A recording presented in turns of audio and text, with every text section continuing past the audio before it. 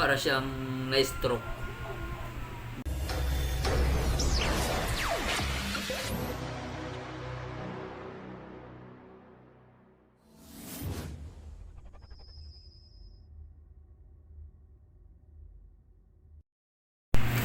Magandang hapon po mga lods.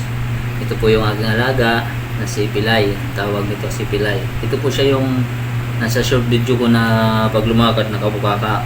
Ayan po. Nakikita niyo po yung kanyang paa. Bukaka po siya. Ayan, Stacy. Nakaharang ka naman, walis ka dyan. Yun po yung nanay. Itong alaga kong aso na si Pilay. Ayan po. Ayun yung nanay yung giingay. Ayan po. Kaya po siya nakabukaka kasi yung paa niya straight siya, hindi siya nababaluktot. Ayan po. Hindi siya po nababaluktot. Yung kabilaan ng paa niya hindi nababaluktot, yung makikita niyo po. Bagsak siya, yung para siyang na-stroke. Diretso lang, hindi siya pwede baluktutin. Ayan po, itong dalawang paa niya. Pero itong dalawa na to sa unahan, ayos naman, walang problema na to na mabaluktot. Ayan o, di ba? Okay. Ang pangalan niya ay si Pilay. Ano to siya? Hindi siya ganito nung bagong panganak. Hindi siya mapapansin na magiging ganito yung paa niya. Kasi nung bagong panganak siya, yung paa niya nito parang yung nababaluktot pa. Nung dumududo pa sa nanay niya pag naggagapang, parang napapansin namin ito, nababaluktot. Pero nung habang lumalaki siya, napansin namin na pag lumakad siya, nakabukaka, nakaganyan, hinihila-hila niya itong dalawa niyang paa. Ganyan, parang pa ganyan. Kung nakita niyo dun sa short video ko sa kanya, kung lumakad siya, nakabukaka. Tapos habang lumalaki ito na, ganito na. Parang siya, di naman siya po siya na di naman siya naapakan. Tapos hindi naman siya nadaganan. Talagang normal lang na naging ganito yung paa niya. Tingnan mo. Tingnan niyo ho. Normal lang na naging ganito lang yung paa niya. Hindi siya talaga maburbaluktot. Kaya plano nga sana namin pamigay. Sabi ng misis ko, ipamigay na lang daw to. Kasi pakalat-kalat ang ihi kasi hindi siya marunong pumunta sa CR para umihi. Kung saan lang siya umiihi. Tapos pag umiihi siya, yung inihian niya, nababasa yung paa niya kasi hinihila-hila niya yung paa niya, nababasa tapos nagkakalat ng ihi. Kaya ang gusto sana mangyari ni Mrs. ipamigay na lang to. Sabi ko, wag mo na ipamigay kasi kawawa naman. Baka yung pagbibigyan nito, hindi siya alagaan na maayos katulad ng pag-aalaga namin dito sa bahay. Alam niyo mga lods, ito, nauna pa to kumain kaysa sa amin. Napauna pa to kumain.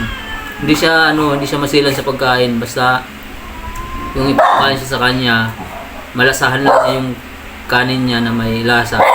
Pwede siya tuyo o sabaw na anumang sabaw ng ulam tapos tuyo. Pwede siya. Kumakain siya, wala siyang pili kahit gulay, pansit. Wala siya pili, lahat kakainin niya. Kaya itong kagandahan sa kanya, di katulad ng ibang tuta na mapili. Pero hindi siya kumakain ng dog food. Ayaw niya kumain ng dog food. Mas gusto niya yung pagkain ng tao kaysa sa dog food. Pinakain kasi namin ito na dog food, binilang ko. Ayaw niya kumain. Gusto niya lang talaga yung pagkain tao. Tapos ang takaw niya, wala siyang pili. Kaya naawa naman ako mapamigay. Sabi ko sa asawa ko, wag na. Tapos sabi naman niya kung ayaw niyo namin pamigay sa tao sa shelter, doon sa mga dala ng mga aso na may nag-aalaga, sa gobyerno. Tama ba, sa gobyerno ba yun? Na mga ampunan ng mga hayop. Doon sana to dadan. Sabi ko wag na kasi kawawa naman. Alagaan na lang natin dito sa bahay. Hanggang sa paglaki ko. Hanggang kailan siya. Kasi nakakaawa naman ko. Kasi hila-hila pa. Pero ngayon, yung paa niya, pag naglalakad siya ngayon, nakakatayo na. Nakakatayo na to. Kaso nga lang, hindi talaga nababaluktot. Kung parang gaganyan-ganyan lang, yung lakad niya ganyan-ganyan lang. Hindi siya nababaluktot na ganyan. Hindi. Diretso lang, tapos kung maglakad ganyan lang. Parang nakabukaka siya. Pero nakakalakad. Tapos pag doon siya napapadaan sa madulas na sahig katulad din sa loob ng bahay kasi minsan madulas, hindi niya kaya, umaano yung paa niya, bumubukaka hanggang sa bumagsak, hanggang sa ihilain niya uli yung paa niya. Ganun yung kalagayan niya nitong alaga kong si Pilay, di ba? Una ko sa kanya nitong upload, tumas din ang views, sumabot din ng 1.4k. 1,400k yung views niya. Tapos ito, pangatlo to ngayon na upload ko siya, na dalawa kami. Sana panoorin niyo tong ano niya, kasi sasubaybayan natin to siya hanggang sa paglaki niya, kung ano magiging ano ng buhay niya. Yun lang po mga lods, sana huwag niyong kakalimutan na mag-subscribe sa aming YouTube channel. Pag ano sa aking profile, ito isasama ko to siya sa profile ko, dalawa kami. Mga lods, yun lang po mga lods, maraming salamat. Huwag niyo sana kakalimutan mag-subscribe. Thank you for watching. Bye bye na Billy, bye bye na Billy, bye bye po, bye bye mga lods, bye bye na, bye bye mga lods, bye bye.